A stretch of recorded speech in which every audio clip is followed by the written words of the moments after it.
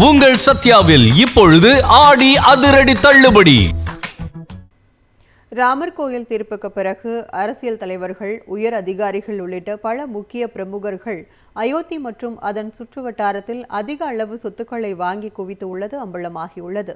2019ஆம் ஆண்டு உச்சநீதிமன்றம் அளித்த அயோத்தி தீர்ப்பின்படி சர்ச்சைக்குரிய 2.77 ஏக்கர் நிலம் ராமர் கோயில் கட்டுவதற்கான அறக்கட்டளைக்கு வழங்கப்பட்டது. இதனைத் தொடர்ந்து அயோத்தி மற்றும் அதன் சுற்றுவட்டார பகுதிகளில் நில விற்பனையும் ரியல் எஸ்டேட் தொழிலும் பல மடங்கு அதிகரித்துள்ளது. ராமர் கோயில் திறப்பு மற்றும் மேம்படுத்தப்பட்ட விமான நிலையம் போன்ற புதிய வசதிகளால் உலகெங்கிலும் இருந்து முதலீட்டாளர்கள் அயோத்தியில் நிலம் வாங்க ஆர்வம் காட்டுகின்றனர். 2019க்கு முன் சதுர அடி 400 முதல் 2000 ரூபாய் வரை விற்கப்பட்ட நிலங்கள் தற்போது பல மடங்கு உயர்ந்துள்ளன. கோயிலை சுற்றியுள்ள பகுதிகளில் ஒரு சதுர அடி 20,000 ரூபாய் வரை விற்பனையாகிறது. இந்திய நடிகர் அமிதாப் பச்சன் போன்ற பிரபலங்கள் அயோத்தியில் கோடிக்கணக்கிலான மதிப்பில் நிலங்களை வாங்கியுள்ளனர்.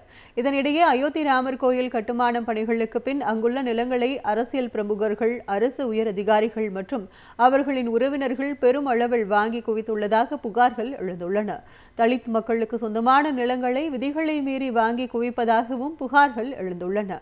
உத்தரப்பிரதேச காவல்துறை சிறப்பு அதிரடிப்படை தலைவர், உள்துறை செயலாளர், கல்வித்துறை இணை இயக்குநர் மற்றும் பல மாவட்ட காவல் கண்காணிப்பாளர்கள் ஆகியோரின் குடும்பத்தினர் அயோத்தி மற்றும் அதன் சுற்றுவட்டார பகுதிகளில் நிலங்களை வாங்கியுள்ளது அம்பலமாகியுள்ளது.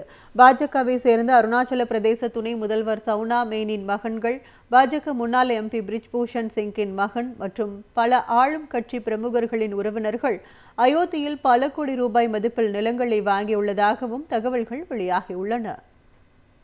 உங்கள் சத்யாவில் இப்பொழுது ஆடி அதிரடி தள்ளுபடி.